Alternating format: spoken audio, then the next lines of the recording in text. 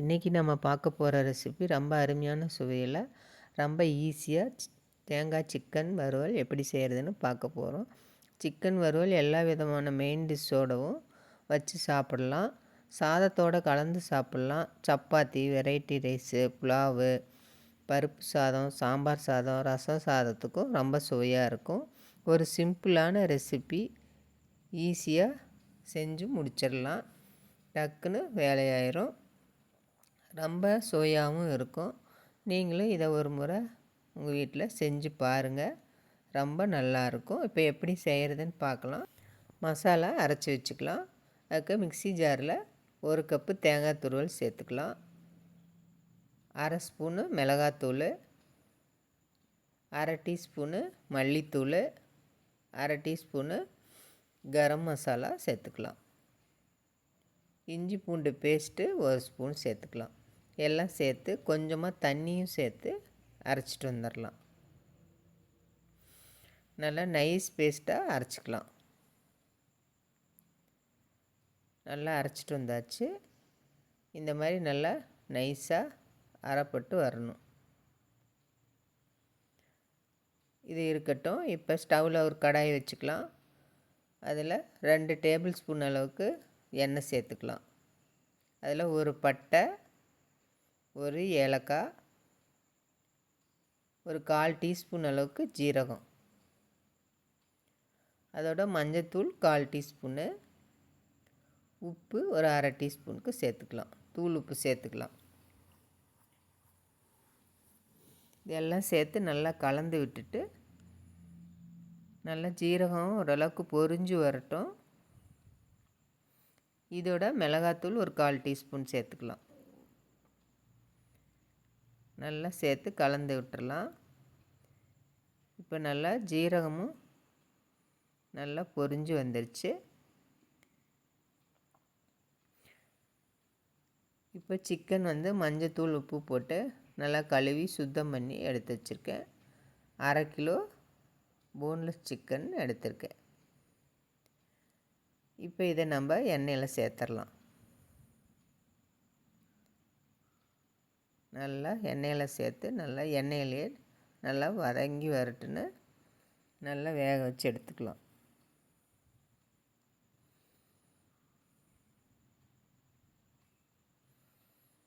இப்போ எண்ணெயில் சேர்த்து நல்லா கலந்து விட்டுறலாம்.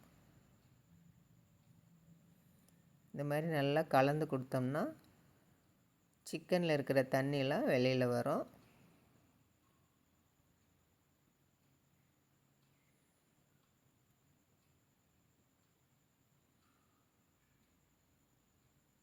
நல்லா கலந்து விட்டுறலாம்.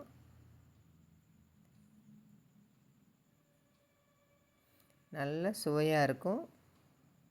சாதத்தோடவும் வச்சு சாப்பிட்லாம், சப்பாத்தியோடவும் வச்சு சாப்பிட்லாம். அவ்வளோ அருமையாக இருக்கும் டேஸ்ட்டு.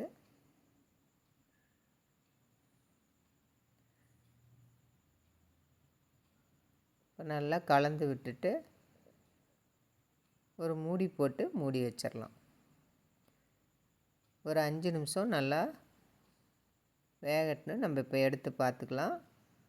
பாருங்கள், நல்லா தண்ணியெலாம் விட்டு வந்திருக்கு. சிக்கனில் இருக்கிற தண்ணியெலாம் நல்லா வெளியில் வந்து சிக்கன் ஓரளவுக்கு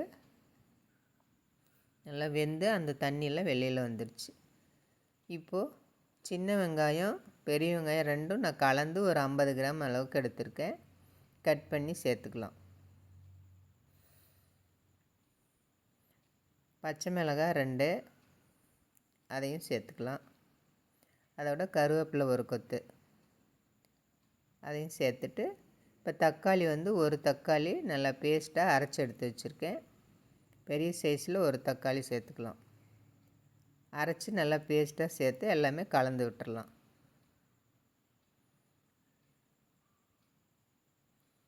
நல்லா கலந்து விட்டுட்டு இப்போ மறுபடியும் இதை நம்ம மூடி போட்டு மூடி வேக வைக்க போகிறோம். நல்லா இந்த வெங்காயம், பச்சை மிளகாய், தக்காளி எல்லாம் பச்சை வாசனை போகணும். சிக்கனும் வேகணும் இல்லையா, அதனால் மூடி போட்டு ஒரு 10 நிமிஷம் வேக வச்சுக்கலாம். நம்ம தண்ணியை சேர்த்த வேண்டியதில் சிக்கனில் விடுற தண்ணியிலே வெந்து வந்துடும். அப்பப்போ எடுத்து நல்லா கலந்து கொடுத்துக்கலாம். இன்னும் நல்லா வேகணும். இப்போ நல்லா கலந்து விட்டுட்டு மறுபடியும் மூடி போட்டு வேக வச்சுக்கலாம். உப்பு பத்தல, அதனால் கொஞ்சமாக உப்பு சேர்த்துக்கலாம். சேர்த்து நல்லா கலந்து விட்டுறலாம்.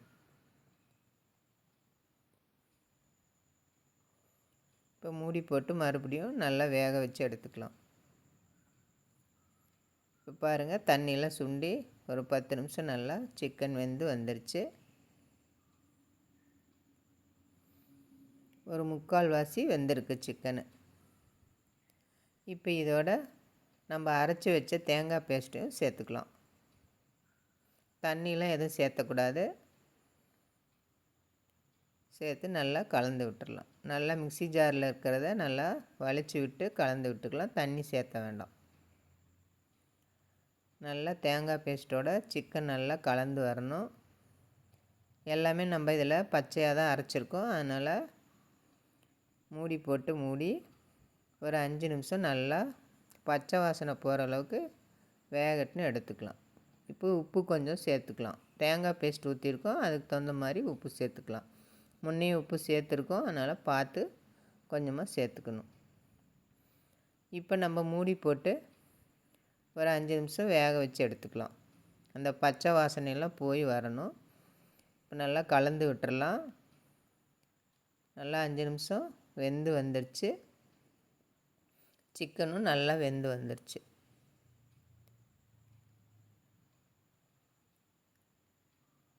ஒரு 2 நிமிஷம் நல்லா கலந்து விட்டோன்னா நல்லா திக்காகி இன்னும் இந்த மாதிரி வந்துடும். இதை நம்ம சூப்பராக வந்துடுச்சு பாருங்கள். 10 நிமிஷத்தில் தேங்காய் ஊற்றி ஒரு 10 நிமிஷத்தில் இந்த மாதிரி நல்லா ரெடியாகி வந்துடும். இப்போ நம்ம ஸ்டவ் ஆஃப் பண்ணிவிட்டு மல்லி இலை போட்டு எடுத்துக்கலாம். ரெடி ஆயிடுச்சு. நல்ல கமகமன் வாசனையோட நல்ல சுவையாக இருக்கும். இது சப்பாத்தி, சாதம், வெரைட்டி ரைஸு, புலாவு